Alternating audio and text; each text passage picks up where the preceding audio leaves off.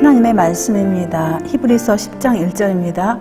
율법은 장차 오는 좋은 일의 그림자요 참 형상이 아니므로 해마다 늘 드리는 바 같은 제사로는 나오는 자들을 언제든지 온전케 할 수 없느니라. 히브리서 10장 1절 말씀이었습니다.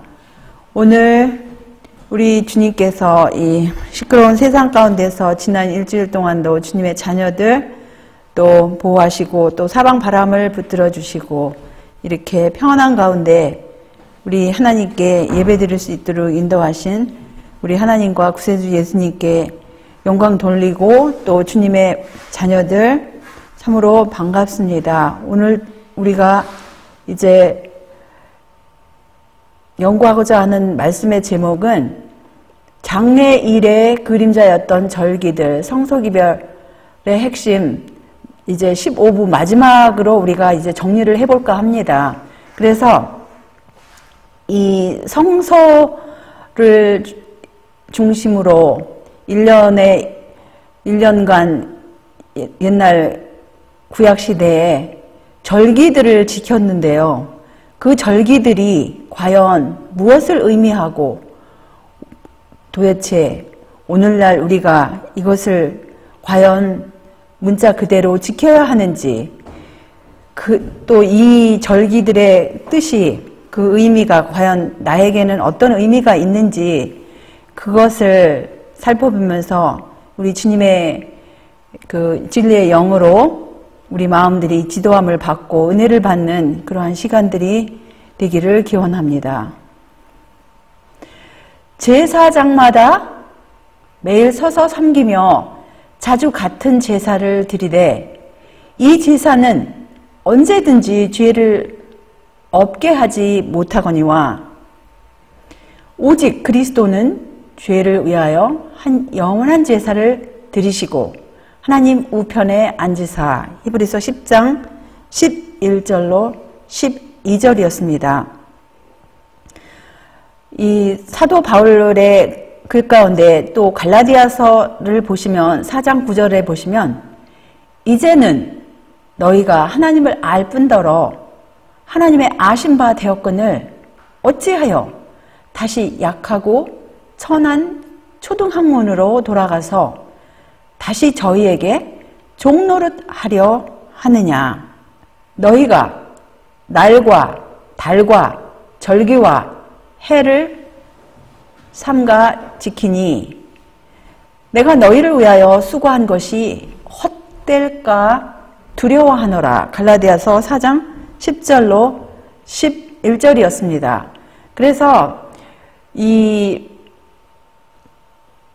구약시대의 유대 교회에서 신약시대로 이제 넘어가면서 그 당시에 아직도 그 절기를 지켜야 하는가 또 문자 그대로 지켜야 하는가 아니면 이것이 과연 어떻게 우리가 대처해야 할 것인가 이런 것들이 그 당시에 사도들 시대에도 하나의 과도기로서 거기에서 이제 어떤 사람들은 그야말로 문자 그대로 지켜야 한다. 또 어떤 사람들은 아니다. 이런 여러 이제 가르침 가운데 하나님께서 사도 바울을 통하여 주신 여러 글 가운데 그런 것들을 이제 분명히 말씀을 하시는데요. 여기 말씀하시기를 너희가 날과 달과 절기와 해를 삼가 지키니 내가 너희를 위하여 수고한 것이 헛될까 두려워하노라. 이제 이 갈라디아서의 말씀 가운데서 이렇게 또 확실히 하시고 또 다른 곳에서도 조금 전에 본 우리 히브리서든가 또 여러 말씀 이제 우리가 계속 보시면서 이제 그 입장을 분명히 하셨습니다. 구약 시대에 그 유대인들이 지켰던 절기는 7절기가 있었는데요. 봄 계절에 지켰던 절기는 유월절과 무교절과 요제절과 오순절이 있었고요. 또 한참 있다가 봄 절기 이제 오순절 이후에 그 다음 절기 가을 절기 나팔절로 사이에는 상당한 그 기간이 있었어요. 대속제일과 초막절이 있었습니다. 그런데 이 봄절기와 가을절기 사이에 왜 또 이렇게 기간이 긴가, 이게 나중에 또 우리가 살펴보겠지만요. 이제 이 6월, 처음에 우리가 일단은 뭐 제가 이거를 준비하면서 이것을 여러 차례를 할 것인가, 아니면은 여러 차례를 하려고 보니까 이거 사실은 자세히 할 것 같으면은 이것이 사실은 여러 차례가 될 수밖에 없어요. 근데 제가 뭐 나중에 혹시라도 이제 기회가 되면 또 이제 하겠지만, 오늘은 그렇게 뭐 우리가 이런 6월절의 의미는 이미 여러분과 제가 수없이 이걸 공부를 해서 자세히 안 해도 될 것 같고, 그래가지고 이거 각 절기에 오늘날 우리 예표했던 그 뜻이 무엇인가는 사실 간략하게 하면서 이제 우리가 그래도 이게 시간이 상당히 걸릴 것 같아요. 6월절에 관련되어서 뭐라고 하셨냐면, 레위기 23장 5절에 정월 14일 저녁은 여호와의 6월절이요. 그래서 이 정월 옛날 이스라엘 백성들이 애굽에 그 종되었던 애굽 땅에서 이제 탈출하기 바로 그 전날에 하나님께서 그 양을 잡으라고 하셨어요. 양을 잡아서 어떻게 하라고 했죠? 예, 피를 문설주에 이렇게 바르라고 하셨습니다. 그래서 이 6월절 이것은 애굽 땅에서 이제 종되었던 집에서 탈출하는 그 직접적인 그런 탈출도 되지만, 영적인 의미에서 주님의 백성들이 마귀의 종된 그 노예 생활, 그것에서 탈출하기 위해서 하나님의 6월절 양 대신 우리 그리스도께서 희생하신 그것을 의미하기 위해서 이렇게 실물 교훈으로 양을 잡고 문설주에 바르라는 그것을 이렇게 명령을 하셨는데요. 거기에 대해서 이런 말씀을 하십니다. 6월절 양을 잡는 것은 그리스도의 죽으심을 표상하는 것이었다. 바울은 우리의 6월절 양, 곧 그리스도께서 희생이 되셨느니라고 말한다고 이렇게 대쟁투 399쪽에서 말씀하셨어요. 그래서 예수님께서 6월절 양이 되신 것이 사실은 구약의 말씀이 신약에서 성취되신 그런 모든 자세한 사항들이 다 성취가 되었습니다. 하다못해 예수님께서 돌아가실 때 그분의 뼈 하나도 상치 아니하고 그대로 이제 간수되고 이런 모든 것들이 그 당시에 구약시대에 6월절 양을 잡을 때도 역시 그렇게 했었어야 되는 그런 것이 말씀 가운데서 그냥 그대로 성취되었는데요. 이 표상은 사건에 있어서 뿐만 아니라 그 시기 아니면 시간에 있어서도 성취되었다. 유대력의 첫째 달 14일 곧 1500년간의 장구한 세월에 걸쳐 6월절 양을 잡아오던 바로 그날에 그리스도께서는 제자들과 함께 6월절 잔치를 잡수신 후에 세상 죄를 지고 가는 하나님의 어린 양이신 당신의 죽음을 기념하는 그 의식을 제정하셨다. 그래서 여기 이제 예수님께서 이 돌아가시기 바로 전날 6월절 양을 잡아오던 바로 그날에 예수님께서 6월절 잔치를 잡수시면서 그것을 바로 이제 성만찬식으로다가 예수님께서 6월절 대신에 이렇게 교체를 하시지 않았습니까? 그래서 사실은 그 예표가 무엇이냐면 우리의 6월절 양, 그리스도께서 희생되셨음을 우리가 이 유월절을 통해서 이 고린도전서 5장 7절에 너희는 누룩 없는 자인데 새 덩어리가 되기 위하여 묵은 누룩을 내어버리라.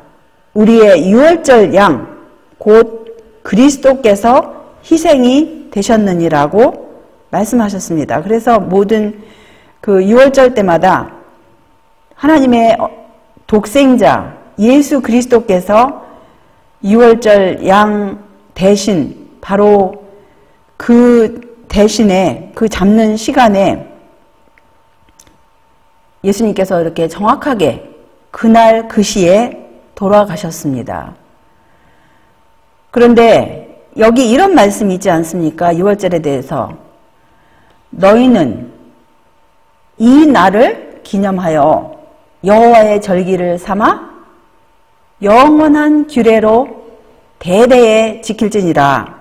그래서 이제 이런 말씀 때문에 오늘날에도 이제 어떤 분들은 주장하기를 우리가 절기를 지켜야 되지 않겠느냐. 그러면서 사실은 유월절을 지킨답시고 자기의 나름대로 지키고 있습니다. 그런데 무슨 말씀이 있냐면 이런 말씀이 있어요. 무릇 율법 행위에 속한 자들은 저주 아래에 있나니 기록된 바 누구든지 율법 책에 기록된 대로 온갖 일을 항상 행하지 아니하는 자는 저주 아래 있는 자라 하였습니다. 갈라디아서 3장 10절의 말씀이었습니다. 여기서 어떤 절충이 없어요. 만약에 그 여호와의 절기를 지켜야 할 것 같으면 구약 시대에 말씀하신 그 말씀 그대로 지켜야 합니다. 그런데 여기서 이렇게 서두에 보여주신 것처럼 우리가 이 절기를 지키고 이런 모든 것들이 이미 그 절기, 유월절이 의미하는 그 의미가 유월절이 유월절 동안 1500년 동안 지켜왔던 그 어린 양이 그림자였을 것 같으면 실제가 이렇게 그 실제적인 하나님의 독생자께서 이 어린 양으로 그 유월절 양이 되시고 우리의 희생 양이 이렇게 되셨는데 오늘날 이 말씀 때문에 영원한 기례로 지킬지니라. 그러면 이것을 우리가 어떻게 이해를 하겠습니까? 이런 영원한이라는 또 아니면 대대에 지킬지니라는 그러한 말씀 때문에 사실은 영원한 지옥설도 나오고 또 영원히 그 죄인들이 영원히 이렇게 살아있고 영원히 불이 탄다. 이러한 그런 오해들이 있지 않습니까? 그것은 우리가 영원한 규례로 대대에 지키는 것은 이 목적이 이루어질 때까지 그렇게 계속하여 지키라는 그런 말씀입니다. 근데 이미 이렇게 실제가 그림자가 향하던 실제가 와서 실제가 이렇게 그 희생양이 되셨는데 이 말씀 때문에 영원히 지켜야 된다. 그러면 우리가 이 땅에서만 지키는 것이 아니고 이 말씀을 고지고대로 할 것 같으면 이 말씀 때문에 구약시대의 그림자가 실제적으로 만난 예수님께서 십자가에 돌아가셨음에도 불구하고 이렇게 신약시대, 오늘날 우리 시대에도 이 말씀 때문에 지켜야 될 것 같으면 무슨 일이 있어야 하냐면 하늘에 가서도 지켜야 돼요. 그러면 하늘에 가서도 양들을 잡겠습니까? 하늘에 가서도 우리가 이러한 제도대로 해야 하겠습니까? 그런데 여기 갈라디아서 말씀처럼 율법책에 기록된 대로 온갖 일을 항상 행하지 아니하는 자는 저주 아래 있다고 그랬어요. 그래서 오늘날 이렇게 절충을 해서 자기들이 지킨다. 이것은 자기 생각이지 여기 말씀처럼 구약시대로 돌아가려면 확실히 구약시대로 돌아가서 율법책에 기록된 대로 유대인들이 하는 대로 해야 돼요. 그대로 해야 됩니다. 그리고 절충하는 거는 그거는 자기의 생각이지 그거는 말이 안 돼요. 또 무교절에 관해서 이런 말씀이 있어요. 이달 15일은 여호와의 무교절이니 7일 동안 너희는 무교병을 먹을 것이요. 그 첫날에는 너희가 성회로 모이고 아무 노동도 하지 말지며 너희는 7일 동안 여호와께 화제를 드릴 것이요. 제7일에도 성회로 모이고 아무 노동도 하지 말지니라. 그래서 여기 이제 보시면 또 무슨 말씀이냐면 출애굽기 12장 18절에 보시면 정월 그달 14일 저녁부터 21일 저녁까지 너희는 무교병을 먹을 것이요. 그래서 예수님께서 이제 우리의 유월절 양이 되신 그것을 이 그림자의 의미를 깨닫는 사람은 무교병을 먹어야 돼요. 그 무교병은 무엇을 의미합니까? 여기서 이스트가 상징하는 거 그것은 무엇이죠? 여기서는 죄예요. 그래서 그것이 없는 그 이스트가 없는 그 빵, 죄가 없는 그 빵, 순수한 그 빵을 7일 동안 이렇게 먹고 첫째 날하고 일곱째 날 이렇게 또 쉽니다.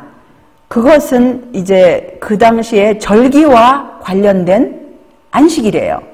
그래서 이제 나중에 또 사도 바울이 안식일도 이렇게 이제 폐하했다고 했는데 여기서 말하는 그 쉬는 첫째 날하고 일곱째 날을 그 성회로 모이고 또 그날 아무 일도 하지 말고 이제 이렇게 쉬는데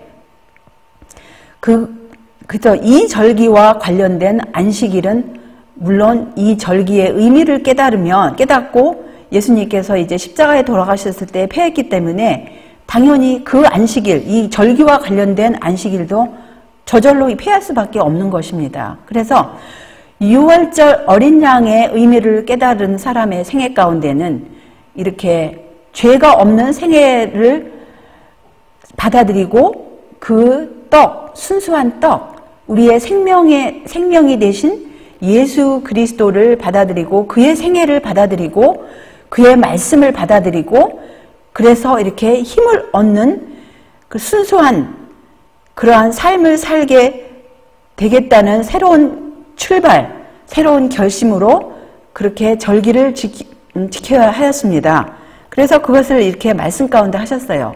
이러므로 우리가 명절을 지키되 묵은 누룩도 말고 괴악하고 악독한 누룩도 말고 오직 순전함과 진실함에 누룩 없는 떡으로 하자.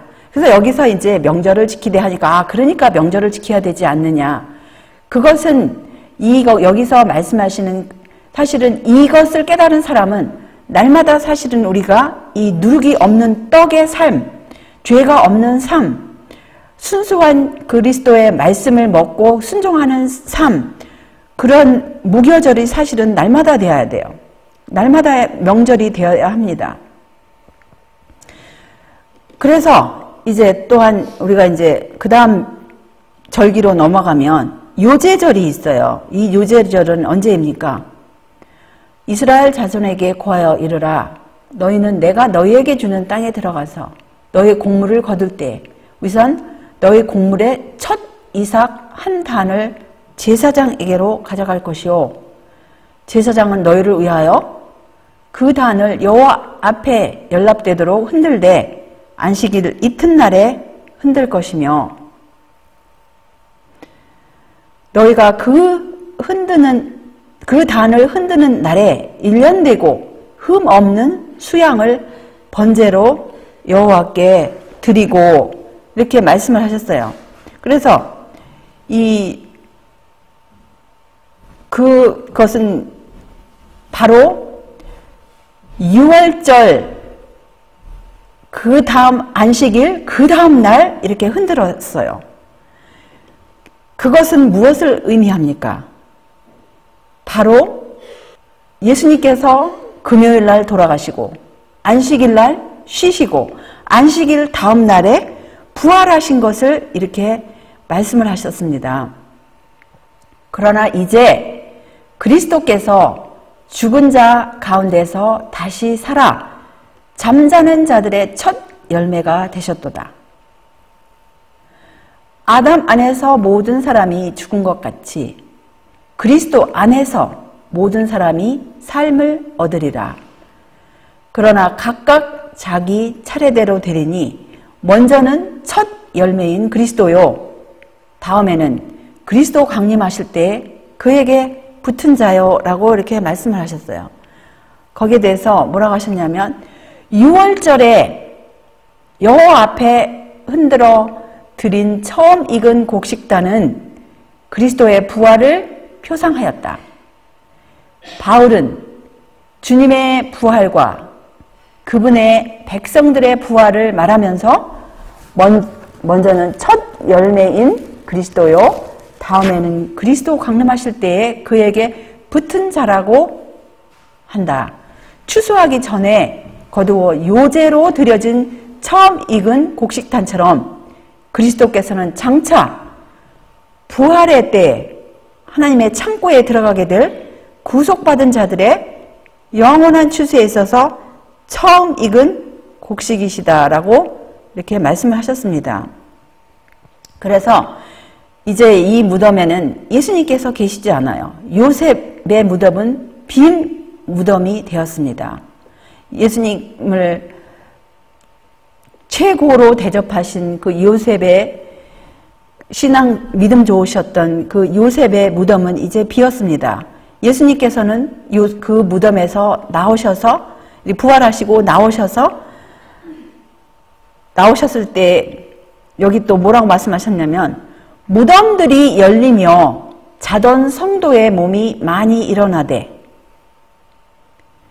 예수의 부활 후에 저희가 무덤에서 나와서 거룩한 성에 들어가 많은 사람에게 보이니라. 그래서 예수님께서 부활하셨을 때, 예수님께서 십자가에 돌아가셨을 때 무덤들이 열리고 성도들이 이렇게 많이 일어났습니다. 이 사람들에 관해서 또 뭐라고 말씀하셨냐면 에베소 4장 8절에 그러므로 이르기를 그가 위로 올라가실 때에 사로잡힌 자를 사로잡고 사람들에게 선물을 주셨다 하였도다.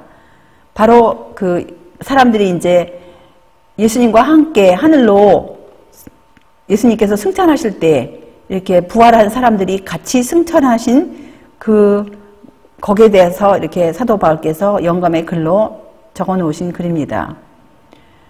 그 안식일 이튿날 곧 너희가 요제로 단을 가져온 날부터 세어서 7안식일의 수요를 채우고, 그러니까 예수님께서 이제 부활하신 날부터 7안식일을 채운 다음에 제7안식일 이튿날까지, 그 다음에 이제 그 7째 안식일 그 다음 이튿날, 그러면 이제 표현하면은 첫째 날이죠. 도합 50일을 계수하여 새 소재를 여호와께 드리되, 그래서 그 날을 바로 오순절이라고 그래요. 50일이죠. 50일이 지난 다음에 다시 또 절기가 있습니다. 7주를 계속할지니 곡식의 낫을 대는 첫날부터 7주를 계수하여 내 하나님 여호와 앞에 77절을 지키되 내 하나님 여호와께서 내게 복을 주신 대로 내 힘을 헤아려 자원하는 예물을 드리고 너와 네 자녀와 노비와 네 성중에 거하는 레위인과 및 너희 중에 있는 객과 고아와 과부가 함께 내 하나님 여호와께서 그 이름을 두시려고 택하신 곳에서 내 하나님 여호와 앞에서 즐거워할지니라. 그래서 이 오순절에 이제 너는 애굽에서 종되었던 것을 기억하고 이 규례를 지켜 행할지니라.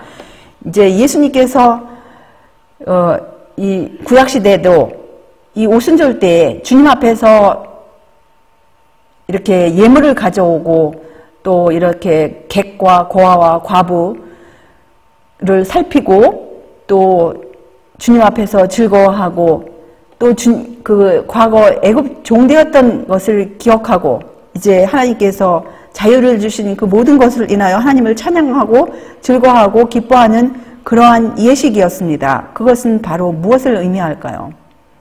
성령 충만함을 받은 것으로 그대로 이 오순절이 실제가 이제 나타났습니다. 오순절 날이 이름에 저희가 다 같이 한 곳에 모였더니 호련히 하늘로부터 급하고 강한 바람 같은 소리가 있어 저희 앉은 온 집에 가득하며 불의 혀같이 갈라지는 것이 저희에게 보여 각 사람 위에 임하여 있더니 저희가 다 성령의 충만함을 받고 성령이 말하게 하심을 따라 다른 방언으로 말하기를 시작하니라.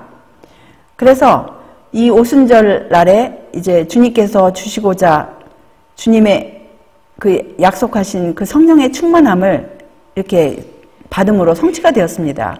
하나님이 오른손으로 예수를 높이심에 그가 약속하신 성령을 아버지께 받아서 너희 보고 듣는 이것을 부어주셨느니라. 그래서 말씀 그대로 이제 그림자가 실제적으로 이렇게 성취가 되었습니다.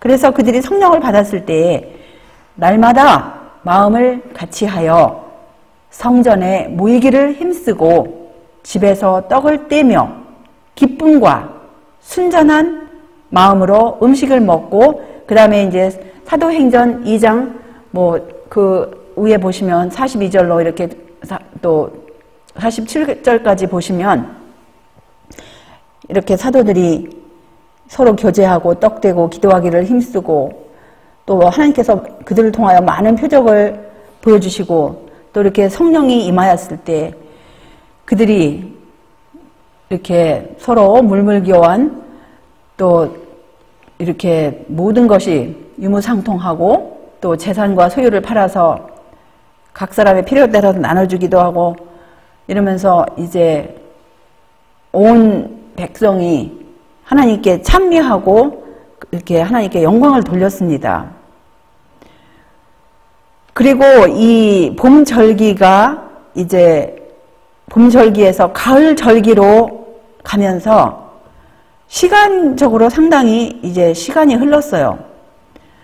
이 봄절기가 유월절, 무교절, 요제절, 오순절이 성취된 것이 실제적으로 성취된 것이 몇 년이죠? 예, 서기 31년도에 실제적으로 다 이제 성취가 됐어요.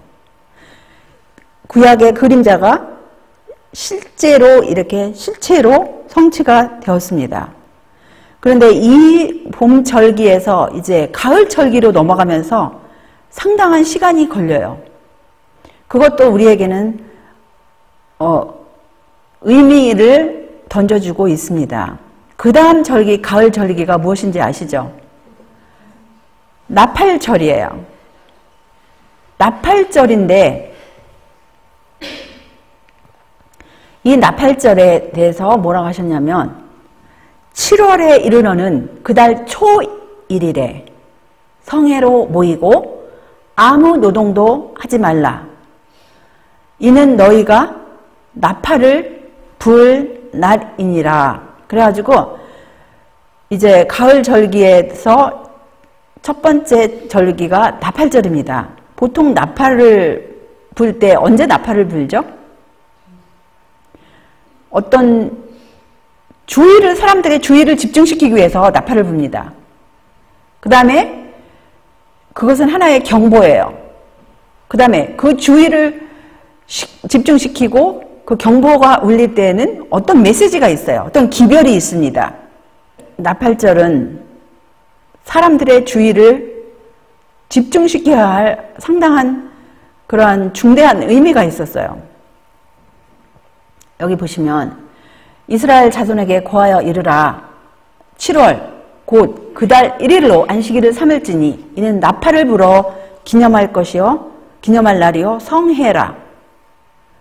아무 노동도 하지 말고 여호와께 화제를 드릴지니라. 여기서도 이제 안식일, 이 절기와 관련된 안식일입니다. 이날 이제 안식일로 지키는 거예요. 이날은 뭐 제7일하고는 우리가 오늘날 주일 제도 제7일 그거하고는 상관이 없는 안식일입니다. 그런데 이 절기를 나팔을 부르면서 이렇게 쉬고 또 여호와께 이렇게 제사를 드림으로써 이것을 무엇을 의미하냐면 바로 그 다음 절기가 엄청 중요하기 때문에 그것을 하나의 준비하는 그런 의미로서 이렇게 나팔절을 지키는 것이었어요. 그 다음 절기가 무엇이었습니까? 바로 대속제일이에요. 대속제일이 실제적으로 성취된 것은 우리가 지난 몇 주일 동안에 이제 공부를 해서 1844년에 실제적인 대속제일이 그림자가 이제 그때 이후로 대속제일이 오늘날까지 계속 이렇게 은혜의 시기 동안에 연장이 되는 것을 우리가 배웠습니다. 그러면 이 나팔절은 언제 성취가 되었을까요? 바로 1844년 전에 몇 년 동안의 재림운동이 있었어요. 그 재림운동이 뭐 어떻게 보면 한 10년 동안 아니면은 더 적극적으로 재림운동이 한 것은 한 4년 동안 했는데 그 동안에 이렇게 실제적인 이런 나팔절의 그림자가 실제로 만난 사건이 바로 재림운동 기간 동안에 그것이 그렇게 되었습니다. 그래서 이제 대속제일로 넘어갈 것 같으면 대속제일에 관해서는 우리가 이렇게 지난 몇 주일 동안 말씀 우리가 살펴본 것처럼 스스로 괴롭게 하고 이날은 이제 속죄일로서 우리가 1년 동안 그 구약시대에 제사 지낸 그런 모든 죄들이 성소에 다 그대로 잠시적으로 그 죄를 지은 사람이 회개한 사람에게는 그 용서가 되었지만 그 죄의 기록은 아직도 남아 있었던 것을 우리가 배웠습니다. 그리고 그 죄를 속하기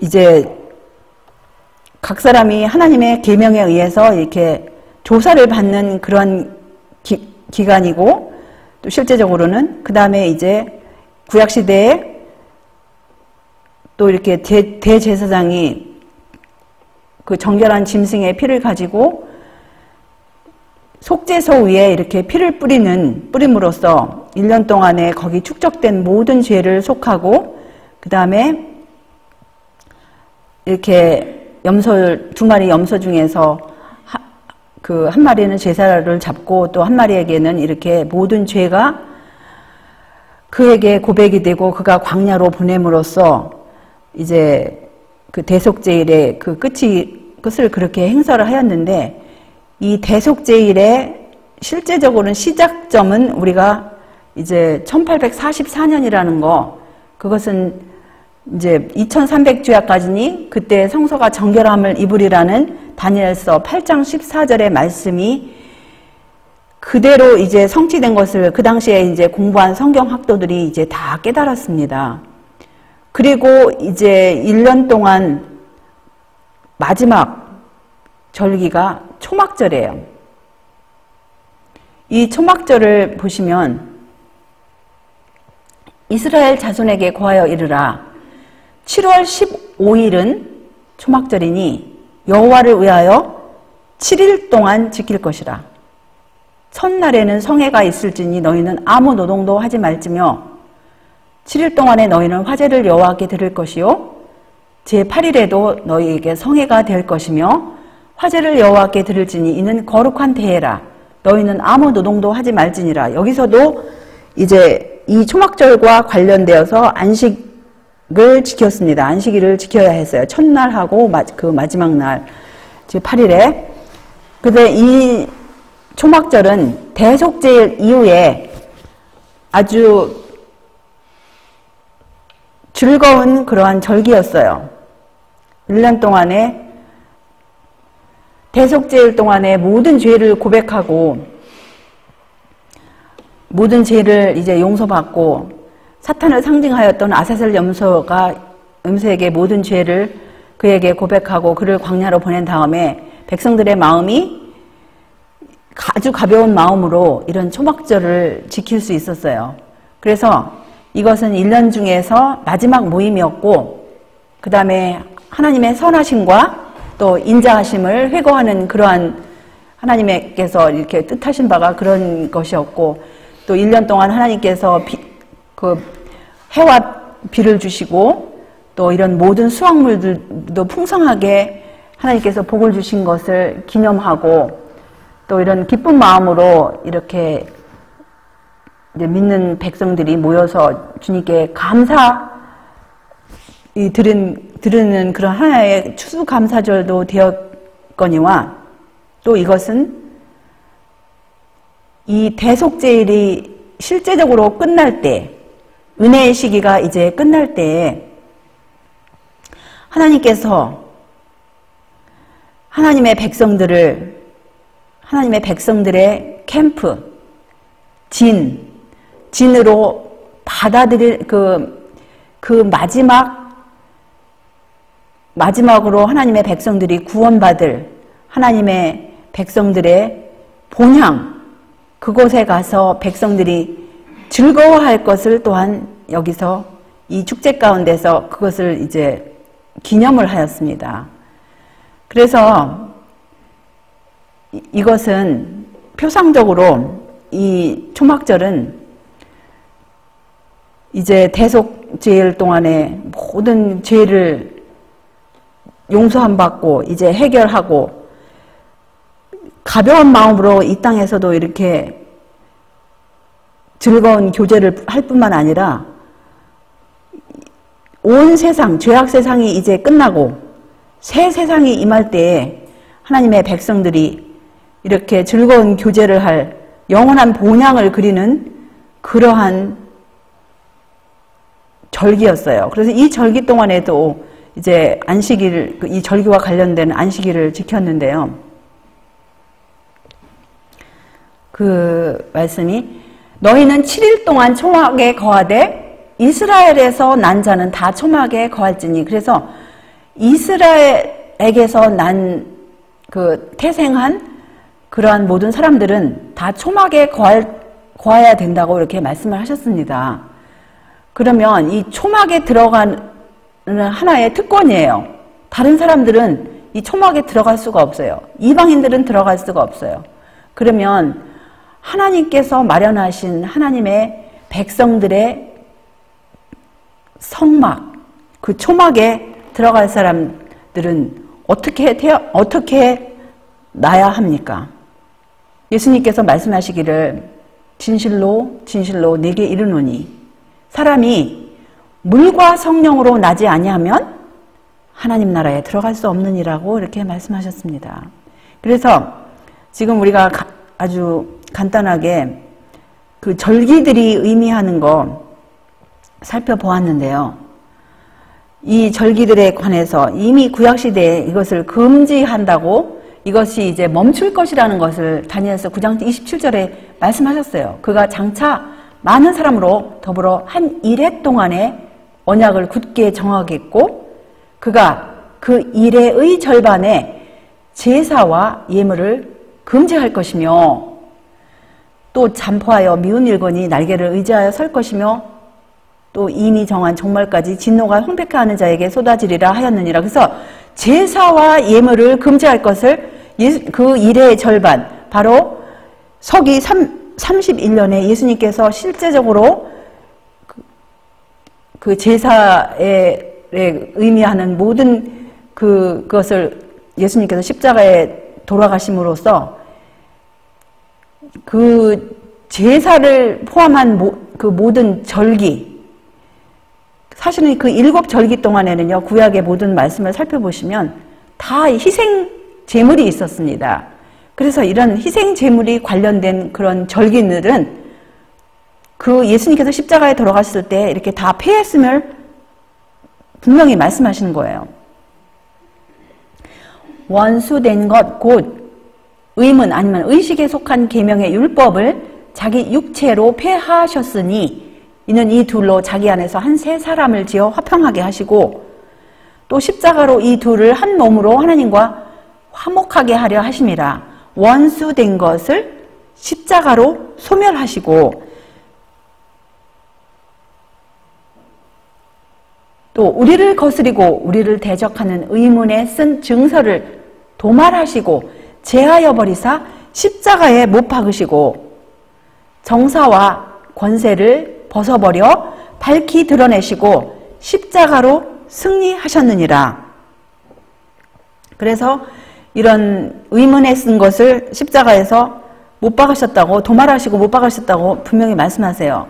그리고 이것들은 장래일의 그림자라고 하셨는데, 그러므로 먹고 마시는 것과 절기나 월삭이나 안식일을 인하여 누구든지 너희를 편론하지 못하게 하라. 이것들은 장래일의 그림자이나 몸은 그리스도의 것이니라. 그래서 이 그림자였던 절기, 월삭, 또 이 절기와 관련된 안식일들이 이제 예수님께서 십자가에 돌아가심으로써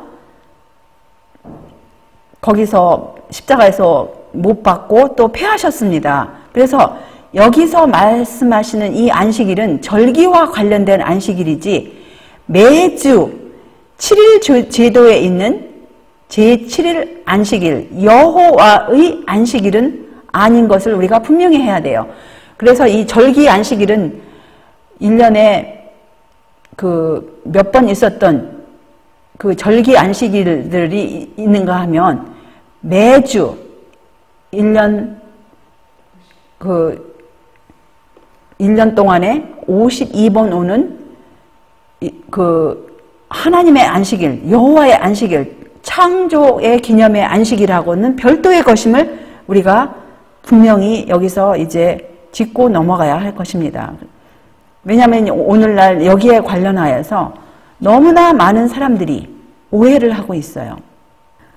또 뭐라고 하셨냐면 고린도후서 3장 14절에 그러나 저희 마음이 완고하여 오늘까지라도 구약을 읽을 때 그 수건이 오히려 벗어지지 아니하고 그 수건은 그리스도 안에서 없어질 것이라. 또 뭐라고 하시냐면 이와 같이 그리스도도 많은 사람의 죄를 담당하시려고 단번에 들이신 바 되셨고 구원에 이르게 하기 위하여 죄와 상관없이 자기를 바라는 자들에게 두 번째 나타나시리라고 말씀하셨습니다. 그리고 예수님께서 돌아가셨을 때 다 이루었다라고 말씀하신 그 의미가 무엇일까요? 예수님께서 돌아가셨을 때 다 이루었다. 예수께서 갈바리에서 운명하실 때 그가 다 이루었다고 외치자 성소의 휘장이 위로부터 아래로 찢어졌다. 그것은 지상 성소에서의 봉사가 영원히 끝났고 하나님께서는 그들이 드리는 희생제물을 받으시기 위하여 더 이상 지상 성소에서 제사장들을 만나시지 않을 것을 보여주는 것이다. 그때 예수께서 피를 흘리셨으며 그 피를 가지고 친히 하늘 성소에서 드리신 것이다. 예수님께서 단번에 십자가에 돌아가심으로써 그 피를 가지시고 하늘 성소에서, 물론 그 우리 눈에 육안에 보이는 피가 아니지만 손에 못자국이 있고 발에 못자국이 있고 옆구리에 그 칼자국이 있고 이마에 가시면류관에 그 상처를 가지시고 아버지 앞에 나타나셔서 나의 피를 보라고, 나의 상처를 보라고 그렇게 이제 성소에 나타나셨지, 더 이상 이제 이 지상 성소에서는 영원히 끝났다고 이렇게 말씀하셨어요. 이것이 찢어진 것은, 다 이루었다고 말씀하신 것은 이것을 봐서라도 더 이상 이 희생제도를 포함하였던 그런 모든 절기들을 오늘날 더 이상 지켜야 할 필요가 없음을, 이미 실체가 오시고 그 의미가 이제 확실히 드러났는데 왜 그림자를 붙들으면서 이걸 오늘날 지켜야 한다고 그렇게 주장하는 사람들을 따라가야 할 필요가 없는 것입니다. 그리고 또 분명히 말씀하시기를 지금 많은 기독교인들은 예루살렘에 성전이 지어질 것을 기대하고 있어요.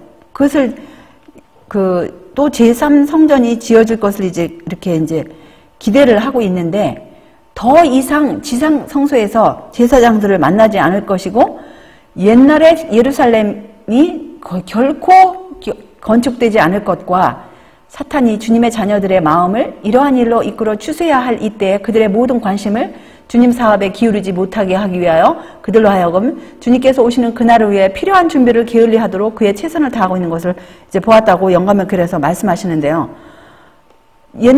옛날에 예루살렘이 결코 건축되지 않을 거예요. 그래서 어떤 사람들은 이것이 건축되기 위해서 지금 상당한 계획들을 하고 그런 의논들을 하고 만나고 하는데, 여기는 분명히 그것이 건축되기 전에 예수님께서 오실 것입니다.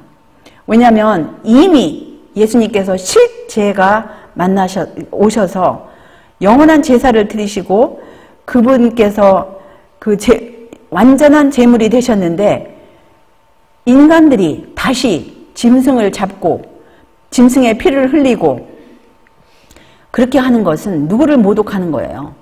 그 영원한 제물, 영원한 희생을 드리신 우리 하나님 아버지와 예수님을 모독하는 인간의 행위인 것입니다.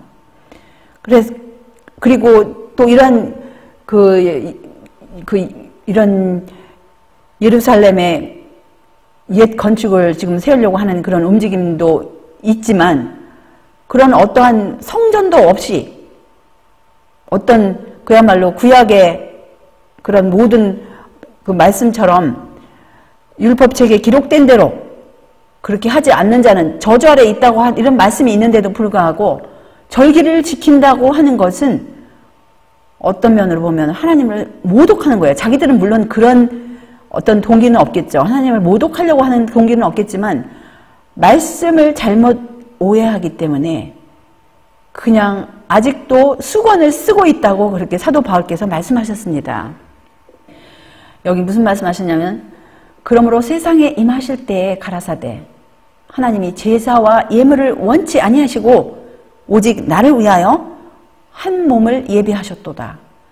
전체로 번제함과 속죄제는 기뻐하지 아니하시나니 이에 내가 말하기를 하나님이여 보시옵소서 두루마기 책에 나를 가리켜 기록한 것과 같이 하나님의 뜻을 행하러 왔나이다 하시니라.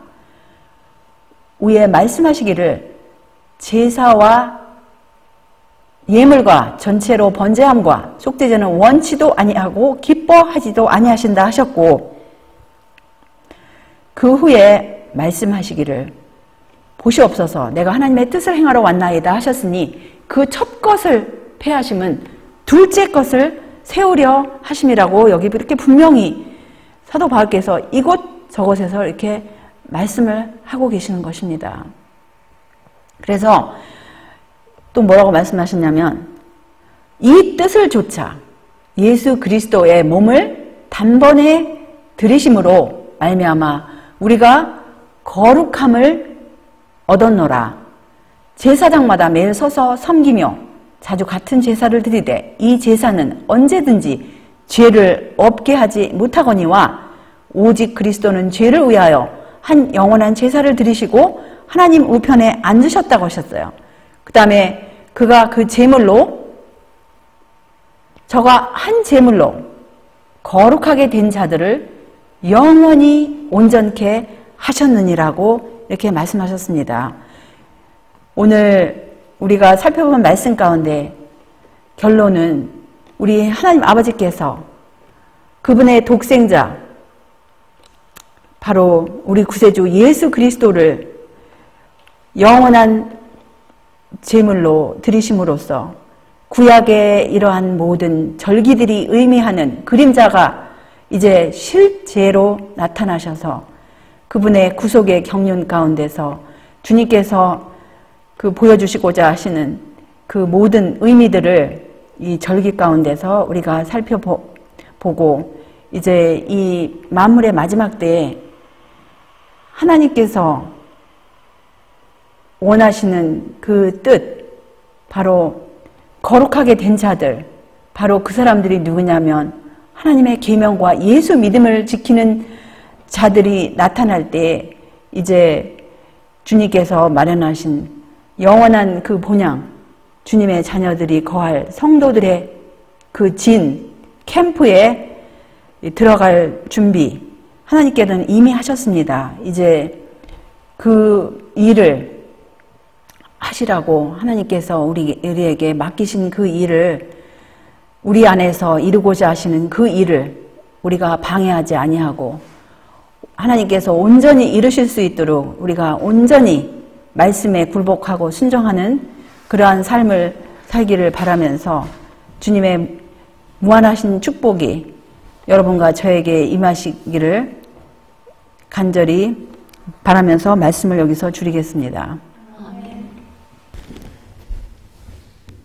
하늘에 계신 우리들의 아버지, 우리 주님의 무한하신 사랑으로 우리 죄지은 인류를 위해서 아버지의 독생자 우리 주 예수 그리스도를 한 영원한 제물로 삼으시고 우리를 구원하시기 위해서 이렇게 크나큰 사랑을 이러한 구약시대의 절기를 통하여 보여주셨사오니 다시 한번 감사와 찬양을 올리옵나이다.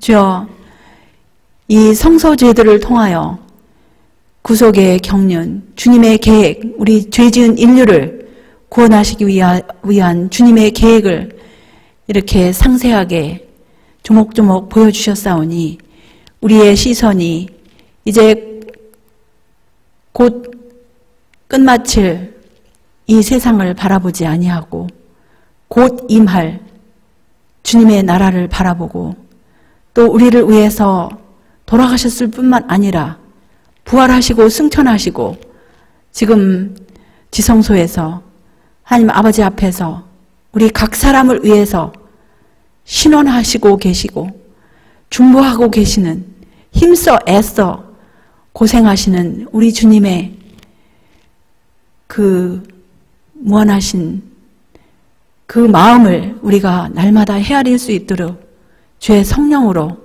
우리 마음들을 지도하시고 인도하시고 이 말씀에 우리 마음이 고정될 수 있도록 그래서 주님 오실 때 우리 한 사람도 낙오되지 아니하고 다 준비되어서 영원한 그 본향에 이를 수 있도록 인도하여 주시옵기를 우리 구세주 예수님의 귀하신 성호 의지하여 간절히 기도 올리옵나이다.